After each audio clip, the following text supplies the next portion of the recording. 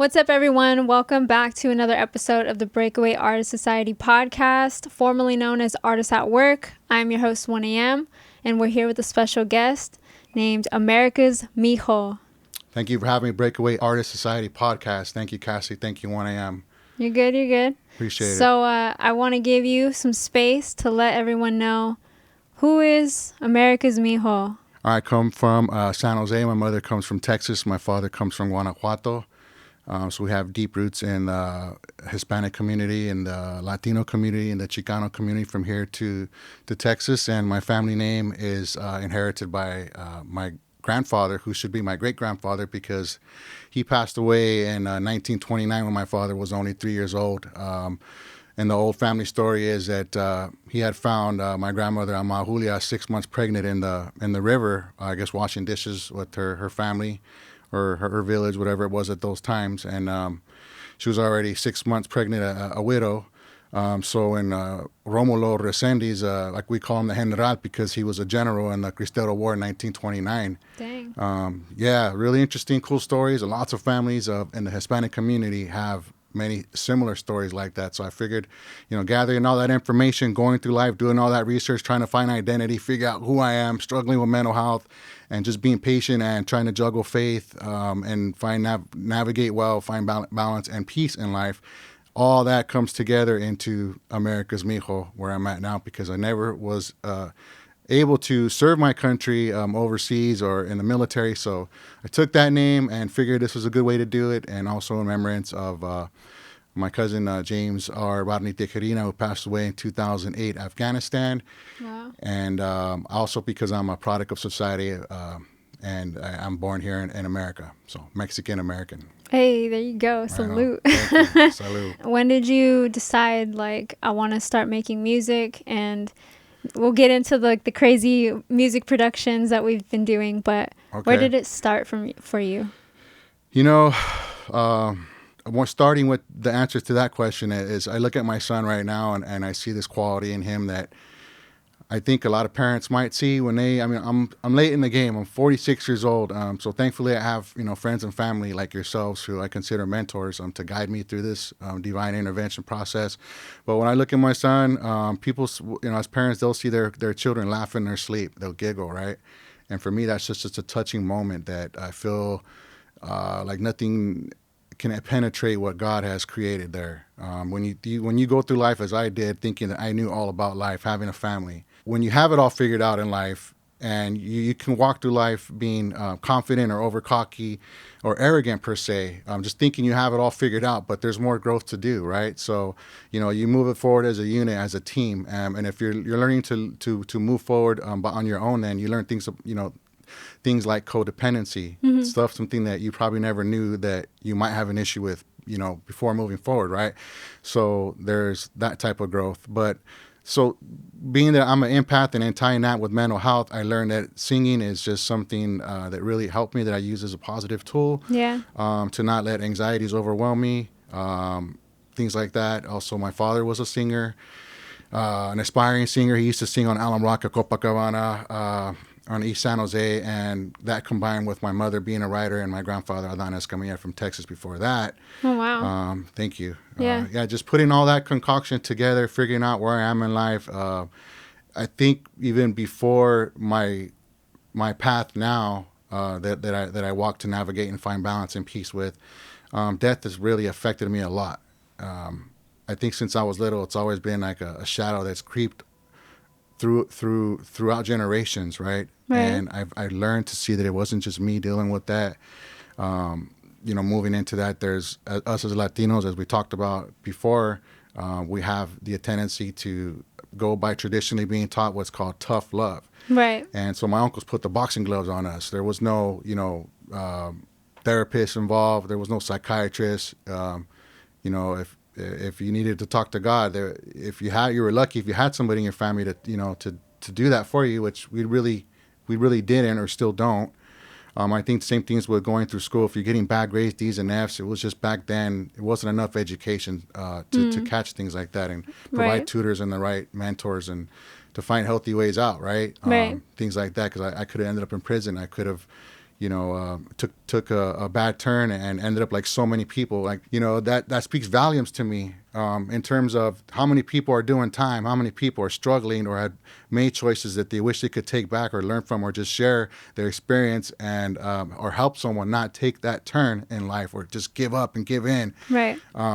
That there was barbed wire right there and spoke volumes. How many people in there behind bars in our raza would just give anything to be out there, and yet here I am. And so, I know that with the machismo part, a lot of us don't talk about mental health. A lot of us don't talk about crying. A lot of us don't talk about being sad. Right. We're just, tough love, right? We're going to go through life and get through it, And basically, I just want to share my experiences and thank you for having me here again, with the world. If somebody can learn something from it, I also learned that it's not not something that you can help. It's something that's going to come out no matter what. So I'm trying to make that answer short for you there. Okay. Right. So I have like a mini question before I ask you another question, but go right ahead. So with your family's background in music, yep. Why not pursue singing instead of why rap? Good question. If I could sing in Spanish, I would. On my dad's side, they get out the guitars and after dinner and have wine. That they're very traditional in singing happy birthday. Just on holidays. It doesn't have to be a holiday. I noticed that side of Mexicali, my Martinez family. Mm-hmm. Muchos saludos y gracias por siempre apoyar a nosotros. Thank you for supporting us always. They're just very in tune with their emotions. Okay. And they like celebrating a lot. And so they play the guitar and they like to sing.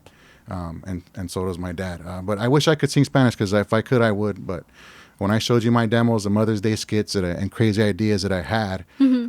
We grew from there to where we are now. So okay. So from listening to your story, it's very apparent that life in general is the main inspiration behind your music, and the emphasis of mental health. Correct. Right. There's so many people dealing with so much. There's and now that we've progressed, it's like now it's okay to start talking about these things. You know what I mean? Like, so you're pushing the boundaries of that machismo. Agreed. You know what I mean? Agreed. But I kind of want to just have you talk a little bit about how important mental health is in your music. Agreed. That's a great question. I'm not ashamed to associate my name, Romulo Resendiz, with mental health. I'm not ashamed of that. Just like when I studied with Jehovah's Witnesses, I was taught to, close the door on them. Just like growing up in East San Jose, I was taught to hate my own people. When I see a crowd of Mexicans, I don't see paisas and pochos, people born here or born there. I see the stigmatism, stereotype type that we need to break. I see Mexicans, Latinos, even people from other countries, San Salvador or Brazil or whatever, you may have it. Yeah. But I'm not ashamed to. That was one thing that I had to grow through. I learned and associate my name with that. So, being like we talked about before, there's no one else out there doing it. I feel like there are a few support groups that I see women empowering one another, but I want to normalize it more. Yeah. That is the key. I want to normalize it more as your question projects and portrays. I want to capitalize on that, and I think right now is a good time for that, and also involved with the Solis movement. It ties in with the Chicano culture, and there's so many good things to promote with our Chicano culture. Right. Not just what we are typically tied to as Chicanos and Latino actors only having bad guy roles. So if I don't have those resources, I'm going to try and create those resources myself, and reach out to my community with members like yourself and see what we can be successful in our attempts of doing. And so far, it's worked out great, and we're moving forward, and I can't wait to switch it up even more because there's so much to do. Yeah, the work is never done. Yep. But you also mentioned Father God. I think Father God. Not too many artists I've come across are bold enough to maybe even talk about their faith. But I think that goes hand in hand with mental health and also breaking some of the barriers that comes with music in general and comes with our culture in general. Yes, correct. What also inspires you to include that? Because sometimes, like, I don't know, sometimes it's hard to share a little bit about your faith in your music, Yeah, just like with mental health, associating your name with something, it's very scary, right?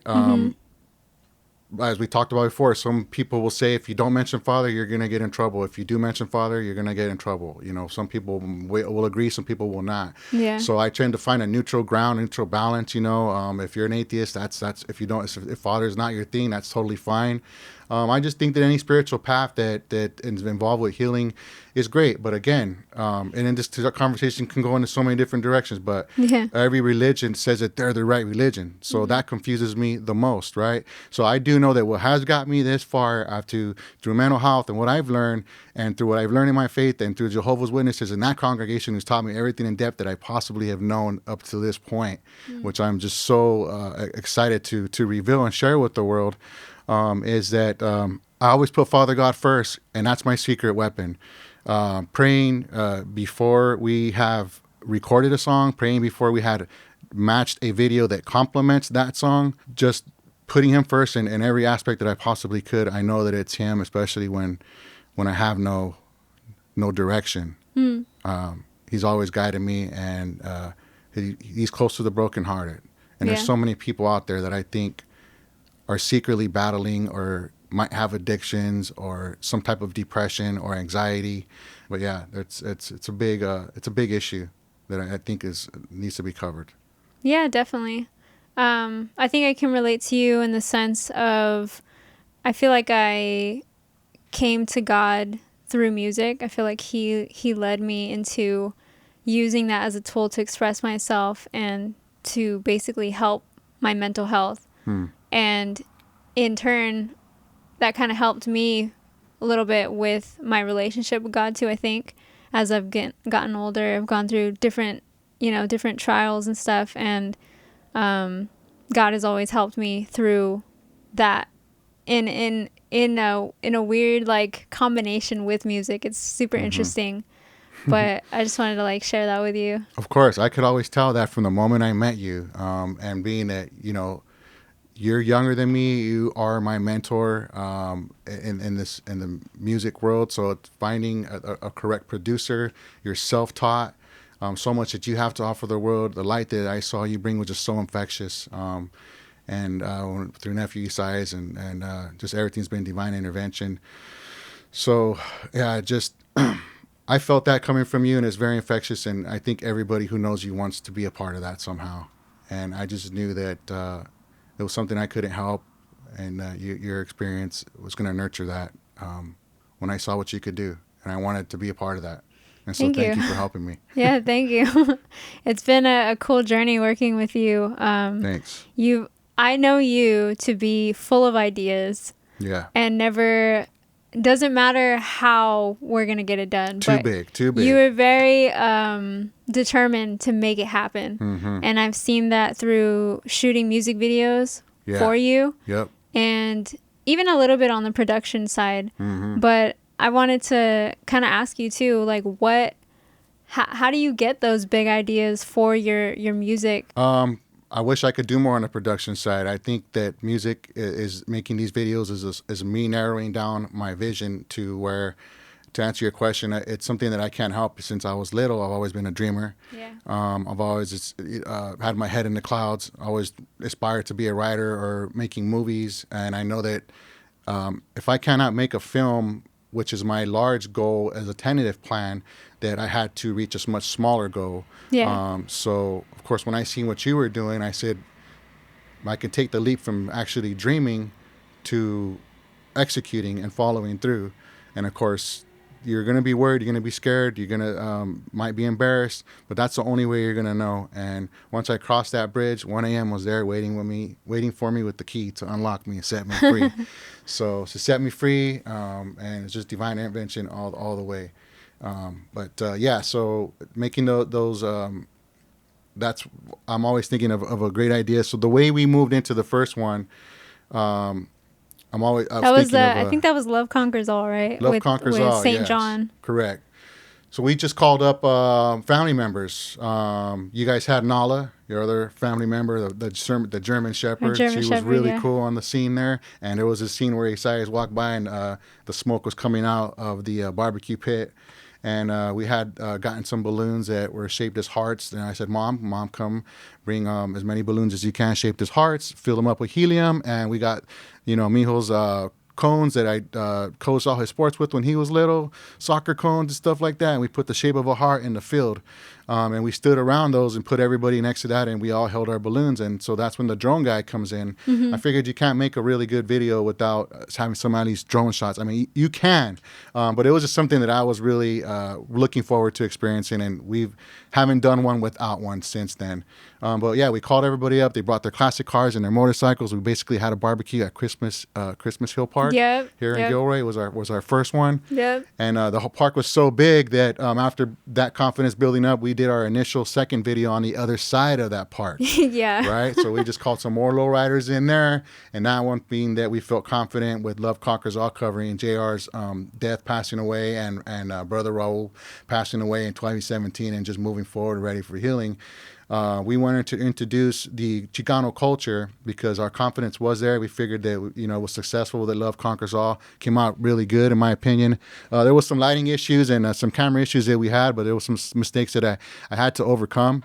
But I think once we got the momentum going, and you and I were always challenging each other on a professional and a creative level, that it's so comfortable working with you that I know even if it's overwhelming, it's nothing that we cannot adapt to, and nothing that we can't I just have fun doing. It doesn't feel like work for us. It feels like our skill set is growing. And it is, because we're out there. So we said, hey, let's get some danzantes in here, because I want to do things like Flocorico. I wanted to bring in a 50s pinup style type of stuff and capitalize on the culture, not just that we're stereotyped and have the stigmatism of cholos or tough guys out there. And things like that. So moving forward, we did invite a wonderful danzante group that two different groups. I can't remember both the names because they came from two different towns. And these were caretakers that took care of Grandpa. My mom called them up and they said, I know somebody. So the community came. Without community and without this divine intervention and everybody coming along, this wouldn't have been possible. Uncle Smiley, too, from San Jose. Rest in peace to Theo Smiley. And thank you, the Parra family, for believing in me, helping us with Love Conquers All and Desperado and so on. That to all the community members, it's just a heartfelt thank you. And I wouldn't be here without everybody believing in me. So thank you. Yeah, there's so many different music productions that we've done. And I think like one of my favorite ones was when we did the acting. Correct. I think it was Game of Life. Level Up. Yeah. So shout out to Isaias, my husband, and shout out to Kai BG for helping us with that. But we did acting in the beginning skit and ended up on the beach in Correcto. in Santa Cruz somewhere. Just super fun times. A lot of big productions, and I think that's probably something I think is worth highlighting, you as an artist, because you're not always just so focused on just rappity rap like all the time. Like that's cool, like for some of you guys out there, but it's cool to see an artist actually bend the norm, I guess, in a sense, or break out of the box. And you put your little director's hat on. You put your writer's hat on. Even production wise, you have different ideas. So shout out to you for doing that. Shout out to everyone who's helped us along the way. Thank you. What are your hopes for your music influencing the Chicano culture? I wish I was a rapper. I want to start with saying that. I can't freestyle. All my stuff is rehearsed, but it is all original. And thank you, Cassidy, for inspiring me and coaching me and structuring me in that path, because it was very difficult to challenging, to say the least. But it was the correct way to start from zero and capitalize on the longevity of being original. So everything else was kind of, after doing the hard stuff, everything else just kind of came into play, and it was able to have more fun with it. But moving forward with the Chicano community, I mean, it's like you said, I have to answer it on a smaller scale, because I would love to answer that question on a bigger scale, but I'm new in the community there. We recently just made our first video change, and I think it was in April, and we had some setbacks there, right? Some really tough setbacks. Our footage got stolen. It felt like the message just didn't didn't want to appear after, investing all the finances that we did. And halfway through editing, we had a new editor in and the footage got stolen. But we overcame that, and we went back and had to do a reshoot, right? Yeah. So going into these events that the lowrider community has, if it's all positivity, I learned that, number one. Yeah. You're a new face. You're new to the crowd. So in my personal opinion, it takes years to get to know somebody. You got to see how they take shape and how they react and how they rise and how they fall through the seasons, right? What kind of example are they going to set forward? Does this person really fit in well? And one thing that I liked was I saw a gentleman there named, shout out to Sam from Aslan Barbecue. When brother passed away, we're all broken. We go to an event to raise money for Raul's hospital bills, and he hadn't passed away yet. He was still fighting from his motorcycle accident. But so there's a community member there. He was a vendor. Okay. He was selling his cool merch. He had a friend of his reach out and make these cool little weldings of a trailer with a barbecue pit on it that my brother had, a business my brother was dreaming about doing, right? So again, continue following your dreams if you can't, because tomorrow's not promised. Right. Called Baloo's Barbecue. And so I met brother Sam. So I just took a picture with Sam, I think 2 days ago. I saw him at Hillview Park where I grew up. So yay. And just seeing all the community members in there and them feeling comfortable with me. I feel like I don't want to let them down either. We might not show it out there or talk about it, amongst ourselves, but I think it's more something that's done in private. Okay. As far as mental health goes, I think it's growing there. That the seeds have been planted. Okay. And it's going to be a prosperous, fruitful fruit. I think if anything negative as in life, if you plant a bad seed, you're gonna bring some bad fruit from that. Right. And what I've seen, it hasn't been rejected. I've seen that there's a lot of supporters on social media as well. They'll see you out there and they'll say hi to you in person, and then you'll see them on social media just supporting you. So that's good enough. That's a thumbs up my way. And I think that because I don't see anybody else doing it, it's just time, and I'm not embarrassed about it anymore, and I'm excited and I'm ready to share. And I think that it should be a trailblazer. We should all be pioneers, share what we know, and it's just the beginning. I can't wait to see where it's going to go, but I see so many good things coming from it. Okay. I have kind of a curious question. I hope it doesn't come off rude. Go for it. But as an older man, sure, in the music scene, how has that been for you? Yeah, we talked about that, right? So number one, it's never too late to stop dreaming, to stop learning. If you're in the field and you're working, or if you're in any type of field and you think you have it all figured out, you are wrong. In my opinion, there's always somebody that's going to show you, they know more than you, right? And being that I'm older, and then I'm learning from someone who's younger than me too, right? So never stop learning. And I remember as a locksmith too that we never stop calling, asking for help when you're out in the field. There's so much more resources out there that are available, and you should always be able to ask for help. So yeah, I got a late start in the game, in the music world. 40 years old, made my first song with 1AM and Isaias in a little room on Church Street in a blue house on the corner, with a pool table in the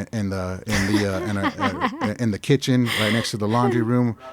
And Shout out to my mom. Yeah, Rosalinda, ¿qué hubo?